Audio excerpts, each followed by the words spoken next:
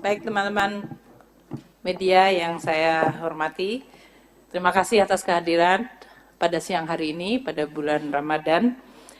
Ini untuk menjelaskan kebijakan mengenai THR gaji ke-13 yang teman-teman wartawan sudah berkali-kali menanyakan ke saya kepada Pak Menpan.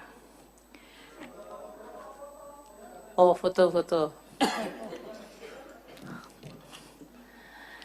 Baik. Assalamualaikum warahmatullahi wabarakatuh. Selamat siang dan salam sejahtera untuk kita semuanya. Yang saya hormati Bapak Mendagri, Pak Tito Karnavian, dan Pak Menpan, RB, Aswaranas, dan seluruh teman-teman media yang saya hormati. Hari ini kami akan menyampaikan mengenai kebijakan untuk pembayaran THR dan gaji ke-13 bagi ASN baik pusat dan daerah serta pensiunan. Seperti diketahui bahwa pemerintah terus mengelola APBN kebijakan fiskalnya di dalam rangka untuk terus mendukung program-program pembangunan dan untuk menjaga perekonomian. Kebijakan fiskal ini di dalam APBN didesain untuk terus mendukung ekspansi ekonomi dan untuk terus melanjutkan transformasi ekonomi yang inklusif dan berkelanjutan.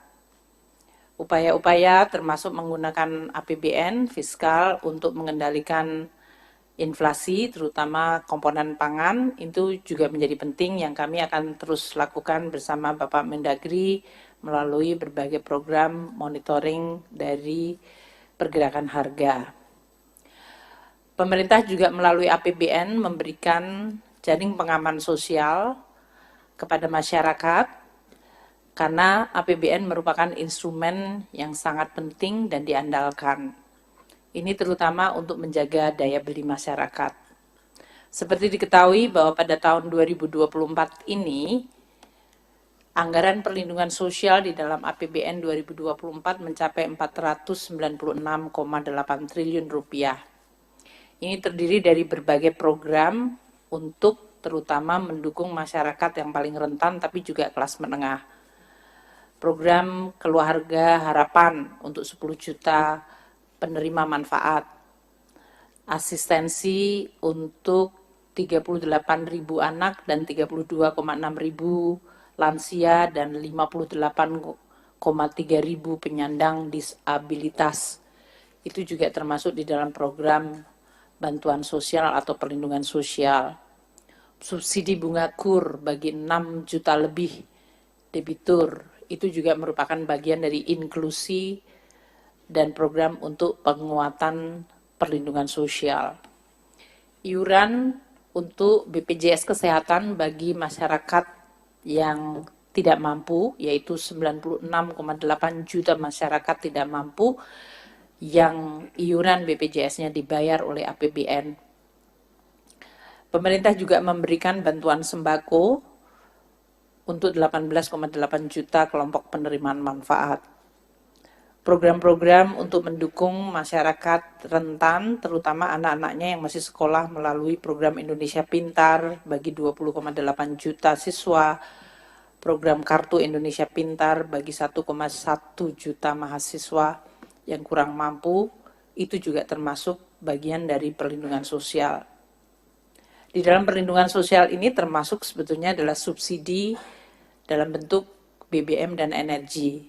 Ini adalah yang juga dinikmati oleh kelompok menengah sebanyak 19,58 juta kiloliter. Dan dalam beberapa hal pemerintah memberikan bantuan langsung tunai terutama di tingkat desa untuk 2,96 juta kelompok penerima manfaat. Nah, khusus hari ini kita bicara mengenai tunjangan hari raya dan gaji ke-13. Mungkin untuk memberikan sedikit background pada teman-teman media supaya bisa membandingkan. Karena pada 3 tahun yang lalu kita dihadapkan pada shock yang sangat besar yaitu pandemi COVID. Tahun 2019, sebelum COVID terjadi, THR dan gaji ke-13 itu diberikan dalam bentuk gaji pokok, tunjangan keluarga, tunjangan jabatan umum dan 100% tunjangan kinerja. Itu diberikan untuk tunjangan hari raya, jadi 1 additional plus gaji ke-13. Dengan demikian, ya masyarakat ASN sebetulnya dalam hal ini mendapatkan 15 kali gaji dalam setahun, yaitu 12 plus THR, 14 plus THR plus gaji ke-13. Tahun 2020, di mana terjadi shock yang luar biasa karena pandemi COVID, maka hampir seluruh anggaran itu dipotong kecuali untuk kesehatan dan bansos. Nah, salah satunya adalah kebijakan untuk THR dan gaji ke-13 tahun 2020 itu kemudian dikurangkan menjadi hanya gaji pokok, tunjangan keluarga, dan tunjangan jabatan umum. Tunjangan kinerja tidak diberikan, dan THR pada tahun 2020 itu hanya diberikan bagi para pekerja ASN pelaksana. Pejabat negara tidak mendapatkan, eselon 1 tidak mendapatkan, eselon 2 dan jabatan fungsional utama madya yang setara dengan eselon 1 dan eselon 2 itu tidak mendapatkan THR tahun 2020. Jadi yang diberikan adalah kepada pejabat eselon ketiga atau pelaksana, dan itu pun hanya gaji pokok, tunjangan keluarga, dan tunjangan jabatan umum. Tahun 2021, seiring dengan membaiknya kondisi ekonomi meskipun masih dalam pandemi, maka THR, tunjangan hari raya dan gaji ke-13 agak dimodifikasi. Tahun 2021 gaji pokok, tunjangan melekat, yaitu tunjangan keluarga, tunjangan pangan, dan tunjangan jabatan umum, komponennya tetap sama, namun diberikan kepada seluruh, tidak hanya para pelaksana, tapi eselon 1, 2, eselon 3, jabatan fungsional utama dan madya, serta pejabat negara.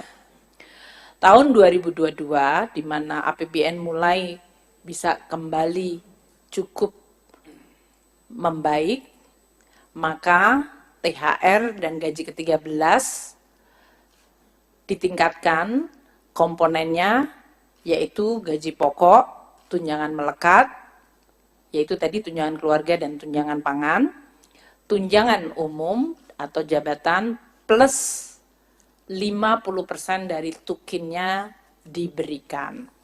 Dan ini diberikan kepada semua, yaitu kepada seluruh ASN, pusat, daerah, termasuk pejabat negara. Untuk 2023 yang lalu, kita masih menggunakan rumusan yang sama, namun penerimanya ditambah, yaitu GAPOK, gaji pokok, tunjangan melekat, tunjangan jabatan dan umum, dan 50% tunkin, tunjangan kinerja. Namun kita juga memberikan kepada pekerja, yaitu guru yang bukan ASN ya dalam hal ini, atau ASND, dan TPD, dalam hal ini tunjangan profesi guru diberikan, tunjangan profesi D itu apa ya Pak? Dosen, dan lupa kalau saya pernah dosen. Dan tunjangan profesor, itu diberikan di 2023. Sehingga ini menggambarkan bahwa APBN yang sudah mulai membaik, kemudian juga mengembalikan fungsi termasuk dalam hal ini mekanisme untuk pemberian tunjangan hari raya dan gaji ke-13 kepada aparatur negara, pensiunan, penerima pensiun, dan penerima tunjangan. Nah, untuk tahun 2024 ini, saya akan memberikan kesempatan kepada Pak Menpan RB untuk menyampaikan mengenai nanti komponen-komponen yang akan diberikan. Dan nanti saya akan teruskan lagi mengenai kapan waktu pemberiannya. Sebetulnya sudah sering saya sampaikan, yaitu THR akan dibayarkan paling cepat 10 hari sebelum Hari Raya Idul Fitri. Jadi apabila belum dibayarkan, dapat dibayarkan setelah Hari Raya Idul Fitri. Untuk beberapa daerah memang mungkin karena bukan Hari Raya Idul Fitri, dia bisa dibayarkan sesudahnya. Sedangkan untuk gaji ke-13 akan dibayarkan pada bulan Juni 2024. Dan apabila belum selesai pada Juni, juga bisa dibayarkan sesudah Juni. Pak Menpan mungkin bisa menyampaikan komponen mengenai THR dan gaji ke-13 sesuai dengan peraturan pemerintah yang sudah diterbitkan oleh Bapak Presiden. Monggo, Pak. Baik, matur nuwun Bu Menteri Keuangan, Pak Mendagri dan para sekjen. Ada kiriman pantun buat Bu Menteri ini. Wah, Pergi ke kebun melihat badak, diberi minum pakai ember. Tidur malam sudah tidak nyenyak lantaran menunggu pengumuman THR. Dan hari ini Bu Menteri mengumumkan, saya kira ini sudah nanti teman-teman bisa ada kepastian, bisa tidurnya. Cuman ada pertanyaan, siapa saja yang dapat THR ini? Apakah honorer dapat? Ini banyak pertanyaan. Tadi Bu Menteri telah memberikan pengantar cukup lengkap. Dan ini telah dituangkan di dalam peraturan pemerintah nomor 14 tahun 2024 dan telah ditandatangani oleh Bapak Presiden. Atas dorongan Ibu Menteri Keuangan, ini lebih cepat saya kira perpresnya, dan kemarin kita tanda tangan tidak lagi di kantor masing-masing, tapi kita tanda tangan di Sesnek sehingga ini bisa kita terima hari ini. Nah, siapa saja penerima THR dan gaji ke-13 tahun 2024? Satu adalah PNS dan calon PNS. Yang kedua adalah P3K, jadi honorer yang sudah diangkat P3K, mereka berhak menerima, prajurit TNI, anggota Polri, pejabat negara, wakil menteri, staf khusus lingkungan KL, Dewan Pengawas KPK, pimpinan dan anggota DPRD, hakim ad hoc, pimpinan, anggota, dan pegawai non-aparatur sipil negara LNS. Bapak sekalian kami hormati, komponen apa saja yang akan mereka terima bagi pegawai ASN dan bagi pensiunan. Pertama, untuk bagi pegawai ASN, pertama adalah gaji pokok, mereka terima.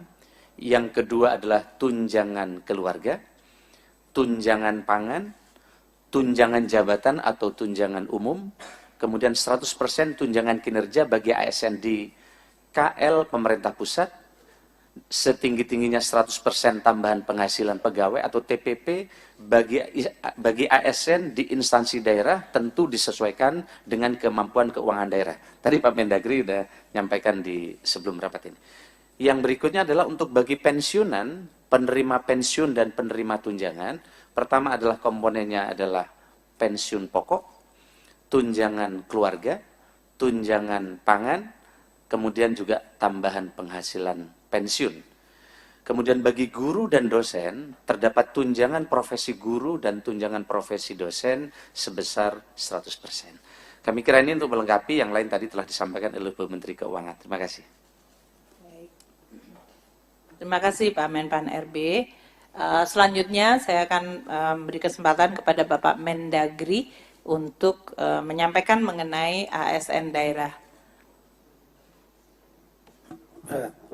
Bismillahirrahmanirrahim. Assalamualaikum warahmatullahi wabarakatuh. Terima kasih banyak Ibu Menteri Keuangan dan juga Pak Menpan RB. Rekan-rekan sekalian, kami langsung saja. Sudah mengetahui bahwa telah terbit peraturan pemerintah nomor 14 tahun 2024 tentang pemberian tunjangan hari raya dan gaji ke-13 kepada aparatur negara, pensiunan, penerima pensiun dan penerima tunjangan tahun 2024 yang terbit pada tanggal 13 Maret 2024. Pemerintah prinsip utama, filosofi pemerintah memberikan tunjangan hari raya gaji ke-13 ini dalam rangka sebagai wujud apresiasi dan penghargaan atas pengabdian, sekaligus juga untuk menjaga tingkat daya beli masyarakat melalui pembelajaran aparatur negara. Kita tahu bahwa untuk mengimbangi daya beli masyarakat adanya dinamika inflasi, saya nggak mengatakan naik ya, nggak terkendali cukup baik. Kemudian pemberian tunjangan ini ada yang bersumber dari APBN dan juga untuk daerah dari APBD. Pemerintah daerah memberikan tunjangan hari raya dan gaji ke-13 dari APBD tahun anggaran 2024 kepada aparatur negara yang bekerja pada instansi daerah, dan besaran tunjangan diterima sesuai dengan ketentuan regulasi yang berlaku, tapi tetap memperhatikan kemampuan kapasitas fiskal pemerintah daerah. Kita tahu bahwa pemerintah daerah ini ada yang kuat fiskalnya, ditandai dengan PAD-nya yang besar ya, seperti di Banten, Jakarta. Tapi ada juga yang sedang PAD sama transfer pusatnya itu hampir imbang-imbang seperti Sumatera Utara. Ada juga yang lemah. Lemah itu artinya ngandelin transfer pusat saja. PAD-nya 5%, 6%. Banyak Indonesia bagian timur seperti itu. Demikian juga kabupaten kota. Terutama yang pemekaran-pemekaran banyak tergantung dari transfer pusat dari DAU, DBH. Kemudian dari data yang ada di Kemendagri, total belanja APBD provinsi kabupaten kota itu adalah seluruh Indonesia totalnya adalah 1.210,62 triliun. Ya. Dan kalau mungkin bisa ditampilkan, tampilkan ya. Kemudian total belanja pegawai pada APBD provinsi dan kabupaten kota itu lebih kurang 445 triliun. Jadi hampir sepertiganya itulah untuk gaji pegawai, 36,81%. Ada lagi namanya belanja tambahan penghasilan pegawai. Kalau di pusat namanya Tunkin, di daerah namanya TPP, tambahan penghasilan pegawai. Juga dibebankan kepada APBD. Totalnya lah 96,4 triliun atau 7,96%. Nah, kemudian untuk tunjangan hari raya dan gaji ke-13 yang sumbernya dari APBD diperuntukkan satu kepada PNS dan calon PNS yang bekerja pada instansi daerah. Calon PNS ini maksudnya dia sudah diterima tapi masih menunggu proses untuk menjadi keluar SK PNS-nya. Pada lebih kurang waktunya setahun. Ya, mereka dinamakan namanya nomenklatur calon PNS. Nah, ini juga penerima.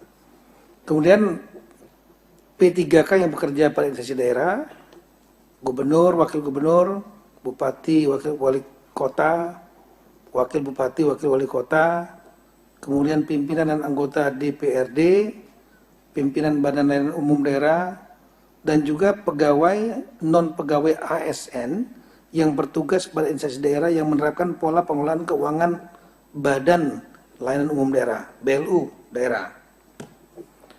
Kemudian apa saja komponennya? Ini masing-masing ada yang berbeda-beda. Nah, untuk PNS dan P3K, gaji pokok, kemudian tunjangan keluarga, tunjangan pangan, tunjangan jabatan atau tunjangan umum, dan tambahan penghasilan yang TPP tadi paling banyak sebesar diterima dalam 1 bulan bagi instansi pemerintah daerah yang memberikan tambahan penghasilan. Sekali lagi memperhatikan kemampuan kapasitas fiskal daerah dan sesuai dengan peraturan undangan. Juga disesuaikan dengan pangkat, jabatan, peringkat jabatan, kelas jabatan. Kemudian untuk guru yang gaji pokoknya bersumber dari PBD tidak menerima tambahan penghasilan, dapat diberikan paling banyak sebesar tunjangan profesi guru atau paling banyak sebesar tambahan penghasilan guru aparatur sipil negara yang diterima dalam 1 bulan. Ini PNS P3K. Kemudian calon PNS menerima 80% dari gaji pokok PNS. Tambah dengan tunjangan keluarga, tunjangan jabatan dan tunjangan umum, dan tambahan penghasilan paling banyak sebesar yang diterima dalam 1 bulan bagi instansi pemerintah daerah yang memberikan tambahan penghasilan dengan memperhatikan kemampuan kapasitas fiskal. Juga ketentuan peraturan yang berlaku, pangkat jabatan, peringkat jabatan, kelas jabatan. Kemudian untuk gubernur dan wakil gubernur, ini perasaan ada slide-nya sini. Ya nggak apa-apa. Kemudian untuk gubernur, wakil gubernur, bupati, wakil bupati, wali kota yang diberikan gaji pokok dan tunjangan keluarga dan tunjangan jabatan atau tunjangan umum sesuai dengan ketentuan peraturan undang-undang ya yang mengatur kedudukan keuangan kepala daerah dan wakil kepala daerah. Kemudian untuk pimpinan dan anggota DPRD paling banyak sebesar akumulasi dari uang representasi, tunjangan keluarga dan tunjangan jabatan pimpinan dan anggota DPRD sesuai dengan ketentuan peraturan undang-undangan yang mengatur hak keuangan dan administrasi pimpinan dan anggota DPRD. Ini diatur juga dalam perda masing-masing. Ketentuan lebih lanjut mengenai teknis pemberian tunjangan hari raya dan gaji 13 bersumber dari anggaran pendapatan ini diatur sekali lagi dengan peraturan kepala daerah. Ini nanti konsekuensinya. Oleh karena itu, saya mengimbau kepada rekan-rekan dan saya menginstruksikan kepada rekan-rekan kepala daerah, baik gubernur, bupati, wali kota, ada beberapa hal. Yang pertama, segera persiapkan dan mempercepat penetapan peraturan kepala daerah. Jadi cukup dengan perkada, tidak harus perda, yang mengatur teknis pemberian tunjangan hari raya dan gaji ke-13 sesuai dengan peraturan pemerintah nomor 14 tahun 2004, serta memperhatikan kemampuan kapasitas fiskal daerah dan tanpa melalui proses fasilitasi oleh Menteri Dalam Negeri atau gubernur, termasuk penjabat gubernur dan penjabat bupati wali kota, tanpa melalui persetujuan Menteri Dalam Negeri. Jadi langsung, kalau enggak lambat lagi nanti. Kedua, melakukan pembayaran tunjangan hari raya paling cepat 10 hari kerja sebelum tanggal hari raya, yang dibayarkan didasarkan komponen penghasilan yang dibayar pada bulan Maret, yang dibayarkan pada bulan Maret tahun 2004. Dalam hal tunjangan hari raya belum dapat dibayarkan, THR dapat dibayarkan setelah tanggal hari raya dengan besaran komponen penghasilan yang dibayarkan pada bulan Maret tahun 2004 sebagai penentu kepastian komponen pembayaran THR dan bukan sebagai dasar penghitungan pembayaran. Ini mungkin agak ribet-ribet dikit nih, tapi nanti kita akan follow up nantinya. Saya sudah minta Sekjen, Dirjen Keuangan Daerah, nanti ada spesifik Zoom meeting dengan para sekda dan kepala BKAD, Badan Keuangan Aset Daerah. Kemudian melakukan pembayaran gaji ke-13 paling cepat pada bulan Juni tahun 2004.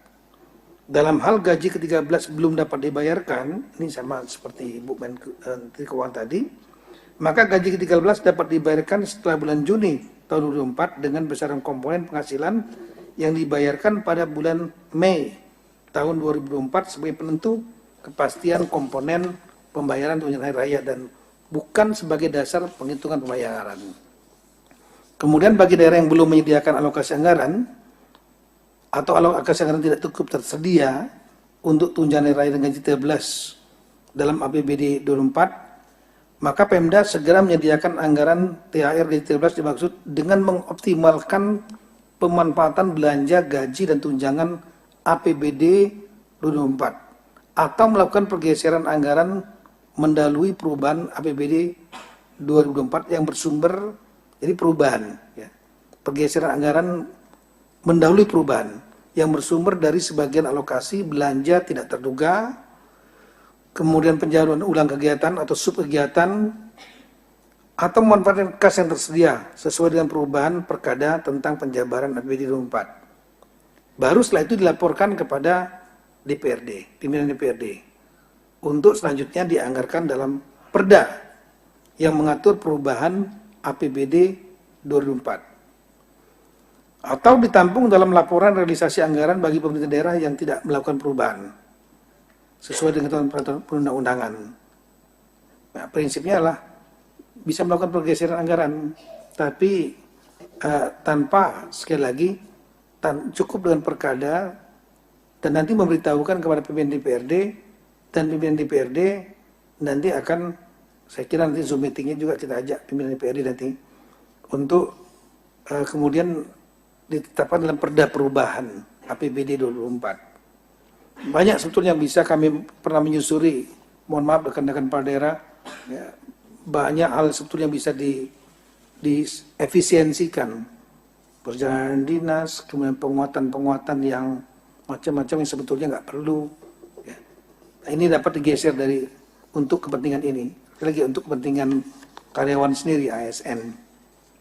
Kemudian untuk gubernur, PJ gubernur selaku wakil pemerintah pusat di daerah sesuai undang-undang tentang pemerintahan daerah bertanggung jawab juga untuk melakukan monitoring pelaksanaan kebijakan ini untuk pemerintahan kabupaten kota. Jadi rapatkan juga. Sekali lagi nanti kita akan rapatkan tingkat sekda dengan sekjen, teknisnya, dan ada Dirjen Keuangan Daerah di sini akan rapat. Jadi nanti yang terbuka tanya jawab dengan teman-teman di daerah. Nanti tolong juga Pak Maurits, pimpinan DPRD-nya kita undang supaya nanti perdanya nggak tarik-menarik. Dan kemudian setelah itu kita minta nanti para gubernur melakukan rapat dengan bupati wali kota yang ada di daerah masing-masing, sehingga menjadi lebih jelas. Saya kira itu Ibu Menteri Keuangan, kami akan mengawal tidak lanjut dari kebijakan pemerintah ini untuk tingkat daerah. Sekian dan terima kasih. Assalamualaikum warahmatullahi wabarakatuh. Terima kasih Pak Mendagri dan Pak Menpan. Tolong slide dari Kemenku lagi yang slide 5 untuk memberikan kembali ya komponen tadi secara lebih lengkap. Tolong slide-nya dari Kemenku ya, halaman 5 langsung. Jadi tadi yang telah disampaikan oleh Pak Menpan maupun Pak Mendagri, ini adalah komponen pemberian THR dan gaji ke-13 ya. Komponen yang akan diberikan adalah gaji pokok, tunjangan jabatan /umum, tunjangan yang melekat pada gaji pokok itu adalah tunjangan keluarga dan tunjangan pangan. Kemudian 100% tunjangan kinerja untuk ASN pusat atau dengan nama lain kalau untuk ASN daerah. Tadi yang disampaikan oleh Pak Mendagri dan Pak Menpan. Dan 100% untuk tunjangan profesi guru atau tunjangan profesi dosen, tunjangan kehormatan profesor, dan tambahan penghasilan guru, tamsil guru. Nah, komponen untuk pensiun dalam hal ini atau penerima pensiun untuk THR dan gaji ke-13 adalah pensiun pokok, tunjangan keluarga, tunjangan pangan, dan tambahan penghasilan. Untuk kami sampaikan pada teman-teman media ya, ini karena sudah ada kenaikan gaji 8%, ini berarti THR-nya ya naik juga 8%, karena sudah menggunakan kenaikan untuk pensiun naik 12%, juga sudah naik 12%. Tadi telah disampaikan bahwa pembayaran dari THR dan gaji ke-13 sesuai yang disampaikan oleh Pak Mendagri adalah paling cepat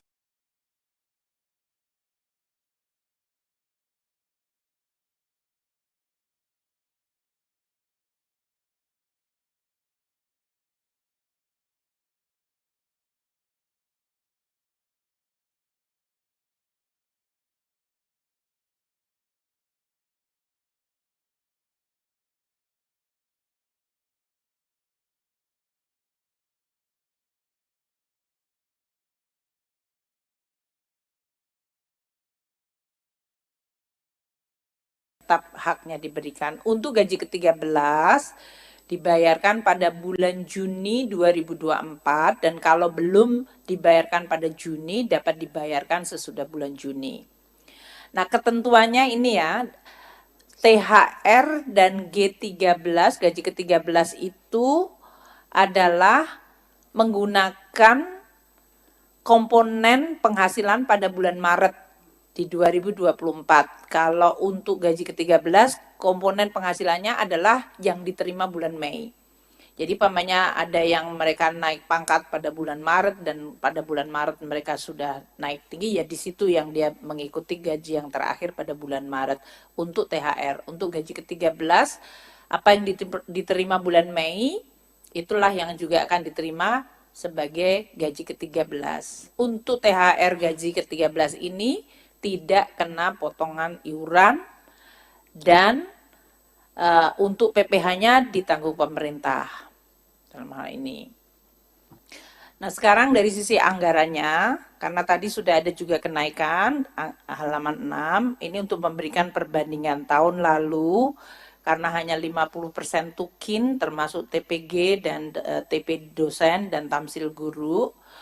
Total untuk THR tahun lalu itu untuk aparatur negara 11,7 triliun, gaji pokok itu 7,9, tunjangan kinerja ASN pusat itu 3,3 karena hanya 50%-nya. dan pensiunan 9,8 triliun. Sehingga total dari APBN adalah 21,4 triliun rupiah. Sedangkan untuk daerah, aparatur daerah, tadi dari mulai pejabat hingga ASN daerah itu 15,3 triliun, tunjangan profesi guru dari ASN daerah itu 2,1, dan tambahan penghasilan untuk guru ASN daerah itu sebesar 70 miliar. Sehingga total dari APBD termasuk dalam hal ini nanti yang berasal dari DAU itu adalah 17,4 triliun. Sehingga total yang dibayarkan tahun lalu untuk THR adalah 38,8 triliun rupiah. Untuk 2024 ini, untuk ASN naik 11,7 menjadi 18 triliun karena tadi ada kenaikan gaji, yaitu gaji pokok dari 7,9 menjadi 8,4. Kemudian komponen tunjangan kinerjanya itu 100%, kalau tahun lalu hanya 50%, sehingga total untuk tukin ASN pusat itu 6,82 triliun. Dan untuk pensiunan, karena ada kenaikan pensiun tahun 2024 ini, maka ada kenaikan untuk THR-nya dari 9,8 tahun 2023 menjadi 11,65. Untuk, belum mas? Iya, iseng banget ini. Iya terus. Belum tabelnya, iya. Ya, terima kasih sudah kembali ke jalan yang benar. Untuk APBD yang 2024 tadi ya, untuk perbandingannya dibanding 2023, untuk aparatur daerah kalau tahun lalu 15,3 ini 16,7, tunjangan profesi gurunya dari 2,1 menjadi 2,3, dan tambahan penghasilan untuk guru ASN daerah dari 0,07 ke 0,04. Ini tadi untuk daerah itu, tadi untuk tukin komponennya tergantung dari kapasitas fiskal daerah yang disampaikan oleh Pak Mendagri. Sehingga total untuk APBD dalam THR adalah 19 triliun. Total keseluruhan pembayaran untuk THR pusat dan daerah akan mencapai 48,7 triliun yang akan dibayarkan dalam 2 minggu ke depan, mulai 2 minggu ke depan. Untuk gaji ke-13, komponennya dibandingkan tahun 2023 adalah pada slide ini, totalnya 38,8 triliun sama tahun 2023, tahun ini akan naik menjadi 50,8, di mana yang pusat naik dari 21,4 menjadi 29,7 triliun rupiah. Ini karena untuk tunjangan kinerjanya tadi 100% dan ada kenaikan gaji pokok terutama untuk ASN pusat dan daerah. Untuk yang daerah tadi dari 17,4 tahun lalu triliun rupiah menjadi 21,1 triliun rupiah. Sehingga total yang akan dibayarkan pada bulan Juni untuk gaji ke-13 dari APBN dan APBD adalah 50,8 triliun rupiah. Ini yang kita harapkan akan meningkatkan daya beli. Saya juga berharap untuk para ASN, ya kalau menggunakan dan membelanjakan adalah untuk produk-produk dalam negeri untuk mendorong ekonomi lokal. Supaya ini benar-benar bermanfaat.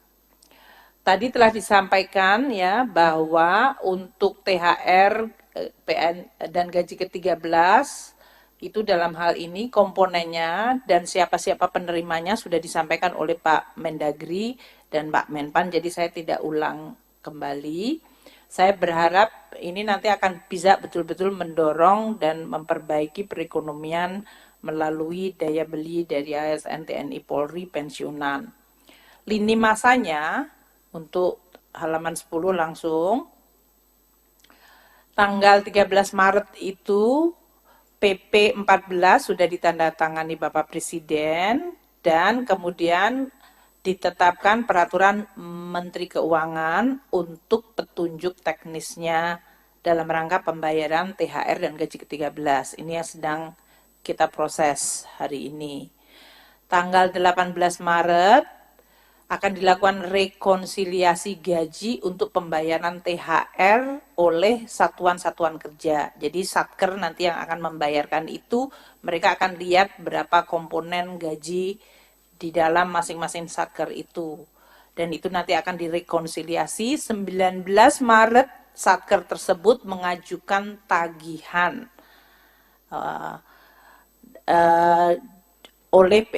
untuk Taspen dan Asabri maksudnya. Kalau tadi Satker itu yang masih ASN aktif, untuk 19 Maret itu untuk para pensiunan baik ASN TNI Polri, yaitu Taspen dan Asabri. Itu mengajukannya tanggal 19 Maret.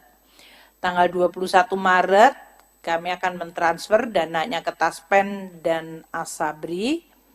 Dan tanggal 22 Maret untuk pengajuan surat perintah membayar dan menerbitkan surat perintah pencairan dana serta transfer ke rekening pensiunan. Jadi mulai tanggal 22, tadi kan paling cepat 10 hari sebelum THR, dan penyaluran THR kemudian dimulai sesudah kita mendapatkan atau menerima pengajuan perintah membayar dan penerbitan pencairan dana.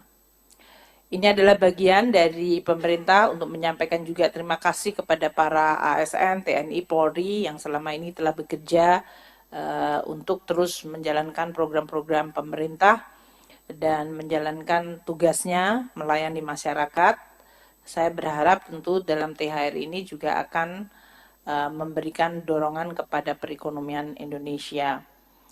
Saya ingin menekankan apa yang disampaikan Pak Mendagri sekali lagi, bahwa untuk APBD, pemerintah pusat juga sudah mentransfer DAU, dana alokasi umum, tahun 2024 itu dengan memperhitungkan akan adanya belanja pegawai daerah untuk THR dan gaji ke-13. Jadi dalam hal ini DAU-nya pemerintah daerah itu sudah dimasukkan komponen untuk pembayaran THR dan gaji ke-13. Di dalamnya, dalam hal ini alokasi DAU dan gaji dan tunjangan melekat ASND yang sebesar 250,8 triliun itu di situ sudah ada termasuk komponen untuk THR dan gaji ke-13, yaitu sebesar 35,3 triliun rupiah. Ini yang di dalam tabel ini terlihat kebutuhan THR adalah 16,7 triliun, gitu ya, termasuk untuk ASN daerah, PNSD dan P3K, dan P3K daerah yang diangkat tahun 2023 ada tambahan, dan formasi P3K daerah yang akan diangkat di tahun 2024 ini, sehingga pada saat 2024 nanti bulan Maret ini mereka sudah diperhitungkan. Total dari ASND, P3K, dan formasi P3K daerah tahun 2024 yang baru adalah 4.014.548 ASND. Itu yang menerima THR gaji ke-13. Tadi kebutuhan totalnya 16,7 triliun untuk THR dan gaji ke-13-nya 18,628 triliun rupiah. 18,628. Jadi total kebutuhan untuk THR dan gaji ke-13 di dalam APBD adalah 35,334 triliun. Ini sudah dimasukkan dalam transfer kami ke dalam DAU, yaitu dalam bentuk block grant maupun DAU yang kita earmark untuk penggajian P3K. Sehingga tidak dipakai untuk yang lain. Jadi memang itu masuk di dalam komponen DAU. Untuk tukin yang tadi disampaikan oleh Pak Mendagri, yang tadi tergantung dari kapasitas fiskal dari masing-masing daerah, estimasi kami adalah jumlah perkiraan komponen dari TPG dan tamsil, ini yang akan masuk dalam penerima THR dan gaji ke-13, akan mencapai 4,7 triliun, halaman 14. Ini adalah 2,3 triliun untuk Next-nya lagi Mas, halamannya nggak sama dengan, ya 15.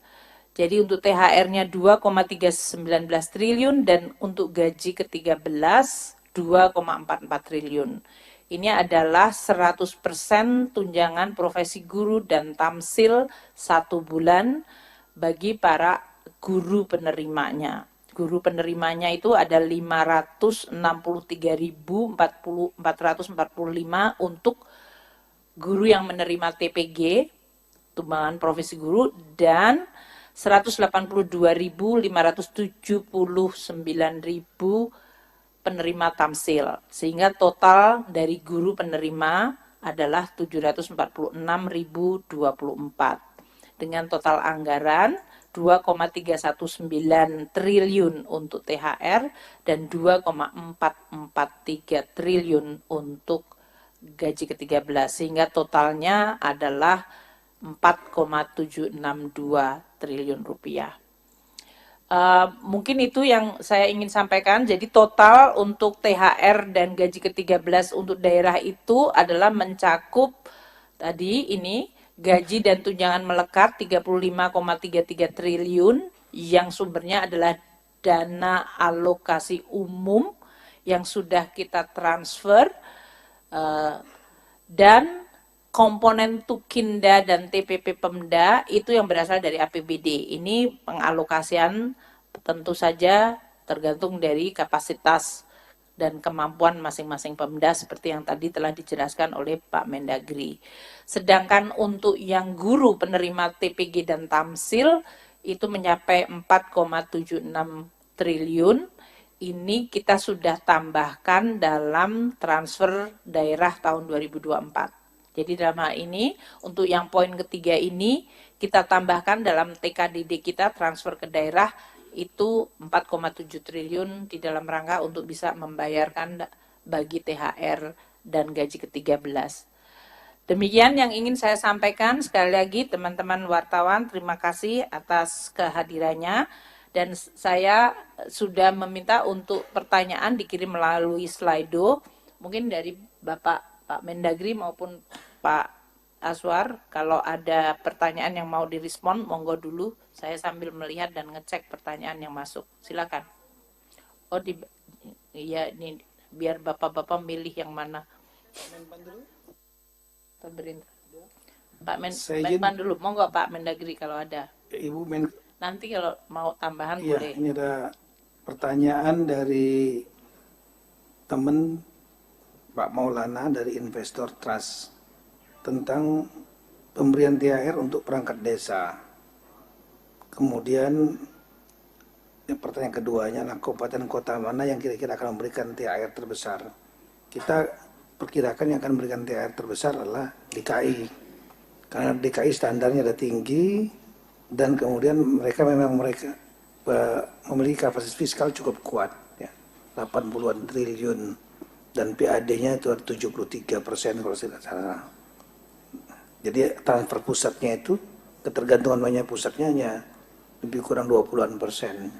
Apalagi untuk THR dan gaji ke-13-nya sudah akan dikirim dari DAU. DAU yang sudah memperhitungkan THR dan gaji ke-13 untuk semua daerah. Nah, tinggal yang TPP dan tunjangan-tunjangan lain.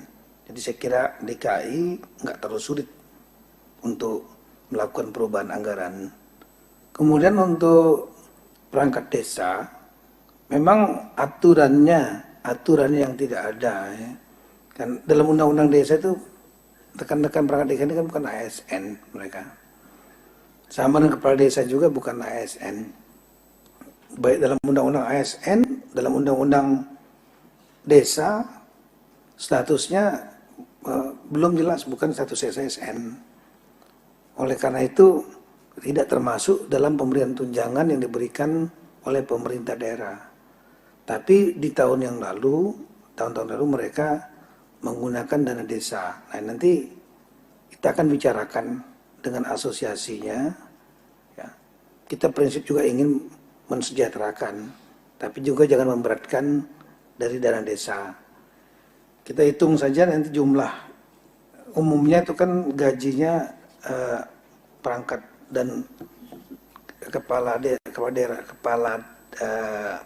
desa itu antara 2 jutaan lebih kurang. Jadi kalau seandainya ada 10 saja kepala desa dan perangkatnya, ya, itu lebih kurang 20 juta per desa kali 80.000 lebih desa, jadi lebih kurang hampir 1,6 triliun. Sedangkan alokasi yang dari pusat itu lebih kurang, dari Ibu Menteri Keuangan lebih kurang 70 triliun ya, untuk desa-desa. Nah, nanti kita akan bicarakan segera dengan asosiasi desa dan dengan menteri desa, atau mungkin Ibu ada pendapat lain. Ini kami hanya ngikutin dari tahun sebelumnya. Biasanya ada prinsip musyawarah seperti itu untuk memperkuat daya beli mereka juga yang di desa. Makasih. Pak Menpan, monggo. Ya, terima kasih. Ada pertanyaan sama dari Mas Maulana. Kenapa 100%? Tadi sudah disampaikan oleh Ibu Menteri, karena pertama, kemampuan keuangan negara yang semakin baik. Yang kedua, ini memberi penghargaan kepada aparatur sipil negara kita yang telah bekerja keras, memberikan pelayanan terbaik untuk rakyat. Yang ketiga, harapan kami, sebagaimana disampaikan oleh Bapak Presiden, untuk mendorong agar kinerja para ASN kita ke depan akan jauh lebih baik dibanding sebelumnya. Yang kedua, pertanyaan juga sama, apakah honorer dapat? Tadi kami sampaikan, honorer tidak dapat kecuali yang sudah diangkat ke P3K.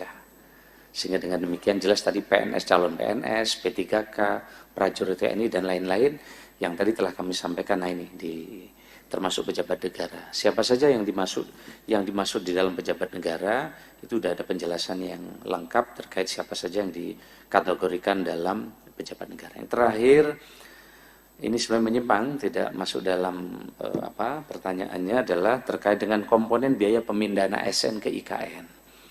Nah, ini akan kami bahas bersama Bu Menteri Keuangan, nunggu ratas yang akan datang. Tetapi komponennya adalah, pertama, siapa saja yang akan ditanggung untuk pemindahan itu, 1 ASN, 1 pasangan ASN, 2 anak, dan juga 1 asisten rumah tangga. Apa saja biaya pengepakan, biaya tunggu, dan biaya transportasi. Ini terkait dengan tunjangan yang pionir yang akan pindah ke IKN, tapi nanti detailnya masih akan kami bahas dengan Ibu Menteri Keuangan. Terima kasih.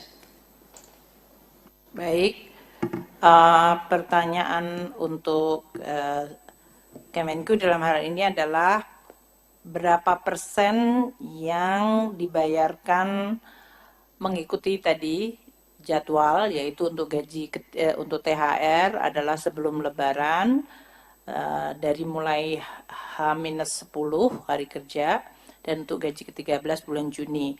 Kalau dilihat dari tahun-tahun sebelumnya, yaitu tahun 2022 dan 2023, untuk ASN pusat itu 98,87% ya pada tahun 2022 dibayarkan H-10 sampai dengan Lebaran. Jadi THR ya sebelum Lebaran, dalam hal ini sebelum Hari Raya. 98,87%. Sedangkan tahun 2023 lebih baik, yaitu 99,01%. Tapi tetap ada sekitar 1% yang dibayarkan sesudah Lebaran. Untuk pensiunan, tahun 2022 dibayarkan 95,59%, tahun 2022 ya, 95,59% yang dibayarkan THR-nya sebelum Hari Raya, dan tahun 2023 97,39%. Alasannya apa? Kok ada yang belum terbayarkan pada saat Hari Raya sudah terjadi? Itu kemungkinan adalah satuan kerjanya terlambat dalam mengajukan ke kantor KPPN, Kantor untuk Pelayanan Perbendaharaan Negara kita.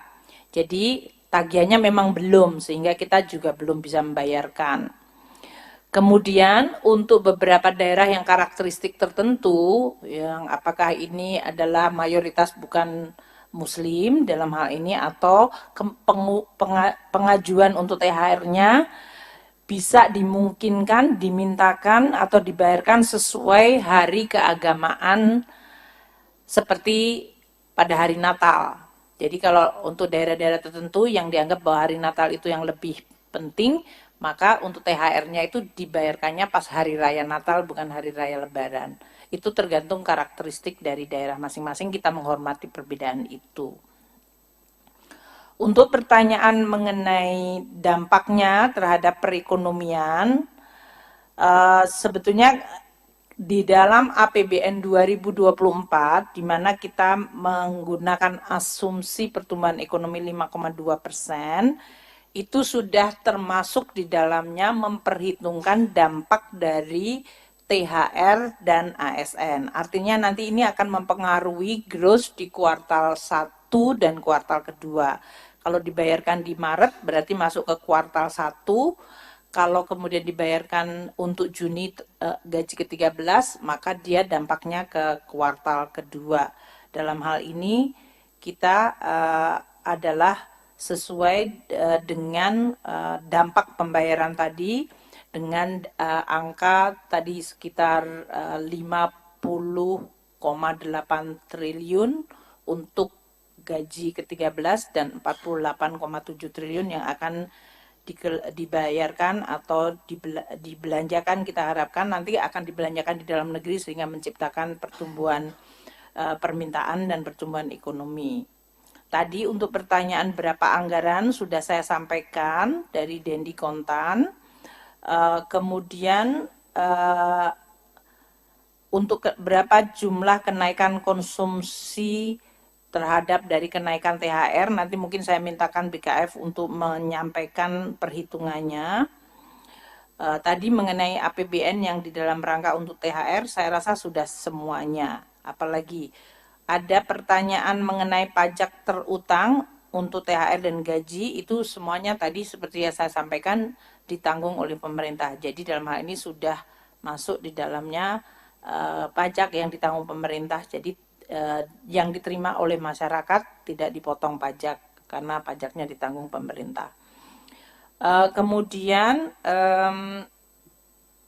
saya rasa itu yang bisa saya sampaikan dari seluruh pertanyaan-pertanyaan yang tadi disampaikan oleh teman-teman media. Saya rasa itu ya, sudah semuanya kan yang berhubungan dengan THR. Saya mungkin sampaikan penutupnya dalam bentuk pantun karena membalas pantunnya Pak Menpan. Ramadan hampir jalan sepekan. Hari Jumat kita memakai batik. Pemberian THR sudah kami umumkan. Semoga dimanfaatkan dengan baik. Ya. Dan terakhir, Kemenpan RB, Kemenku dan Kemendagri. Cakep. Terus berkolaborasi dan bersinergi. Ketika uang THR sudah dibagi, jangan lupalah berbagi. Ya. Demikian ya teman-teman wartawan semuanya. Terima kasih, matur nuwun Pak Tito sama Pak Aswar atas kehadiran dan ikut mengumumkan hal yang positif hari ini. Terima kasih. Wassalamualaikum warahmatullahi wabarakatuh. Selamat berpuasa bagi yang menjalankan. Maaf lahir batin.